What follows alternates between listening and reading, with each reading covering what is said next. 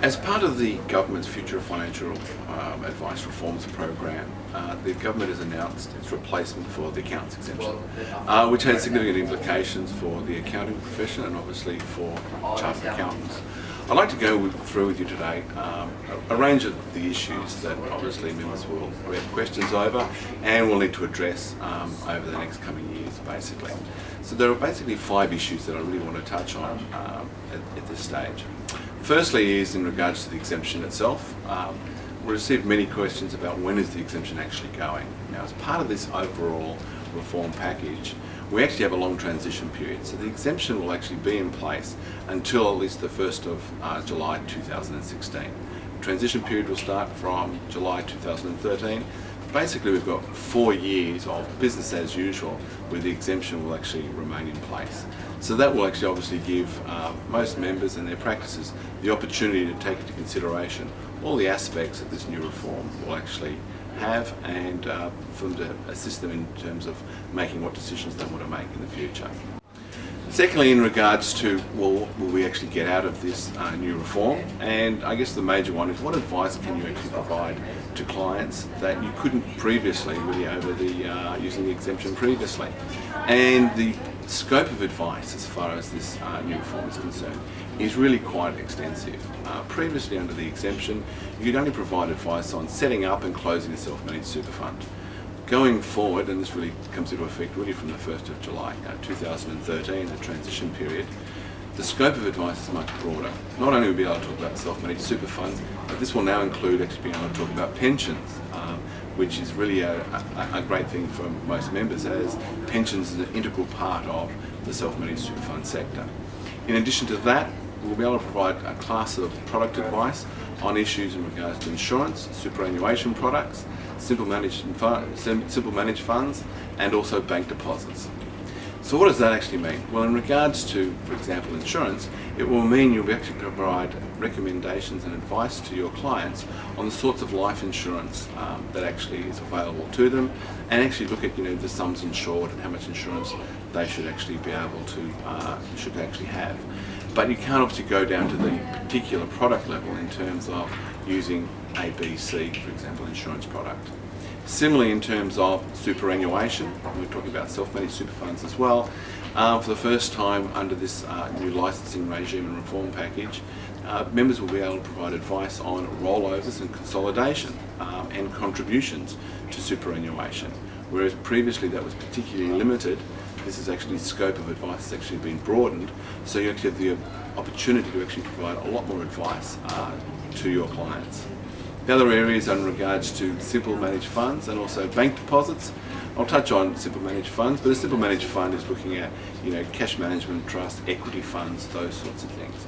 So the opportunity will be to actually provide advice to your clients and some recommendations at a really broad level, strategic level on those particular areas. So I think in terms of when we compare what the advice you'll be able to provide going forward and the advice you'll be able to provide under the exemption, the scope of advice is significantly wider and will be a lot more valuable to your clients, and will obviously improve and enhance the service offerings that you actually have and you provide to your clients.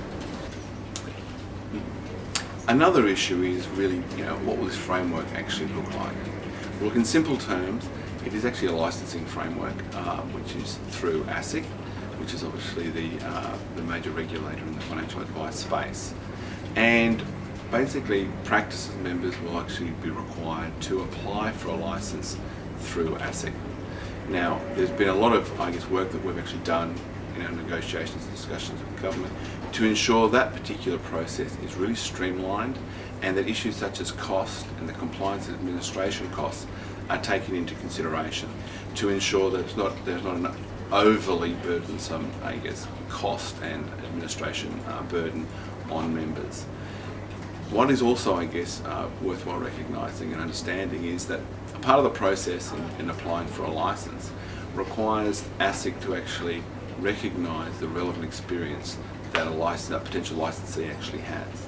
And part of our discussions with government, we've got to a point whereby ASIC will recognise the expertise and experience that chartered accountants bring, to the licensing regime. So as a result, they will be a lot easier in terms of the actual licensing process and application process to actually obtain that particular license. And that really is a significant issue in the overall process in applying for a license. A couple, I guess, final issues. One, well, what do you need to do at this particular stage? Well, there's no urgency to actually make any, quick decisions at this stage. There is still a lot of detail as far as these reforms are concerned that we actually have to work through with Treasury and also with ASIC. So there's no need to make an immediate decision on how you want to operate. But obviously it's time to consider, well, how do you want to incorporate financial services into your practice? Whether that be you don't want to get involved whatsoever and have a referral program to a licensed financial planner externally to your practice, whether you want to actually come along with this particular reform package and get your own license, or alternatively you can actually consider actually operating under somebody else's license. So there's some of the things that obviously you'll need to start to consider going forward. In terms of what is the Institute going to do to assist you? Well, we will obviously be providing as much assistance as we possibly can, and that will obviously be in terms of assisting you going through this licensing process, which actually is going through ASIC, and we will obviously be providing guidance and tools and all the other things to assist you in actually getting through the process over the 4 years that we actually have of this transition period. So I would obviously suggest that you obviously look at, keep up to date with Institute News. We'll be putting some Q&As on the website. We will be shortly actually running a online webinar to provide you with some more information and answer any particular questions that you actually have. So in summary, I mean, there are a number of implications and no doubt challenges in moving into this new regime, but at the same time it is a great opportunity for you to actually provide a greater level of service to your clients than you had previously, and it addresses a number of the deficiencies and issues and limitations that the exemption had beforehand. So as I said, keep your eye out on the website and also through Institute News to keep up to date, and we will provide more information as it comes to hand.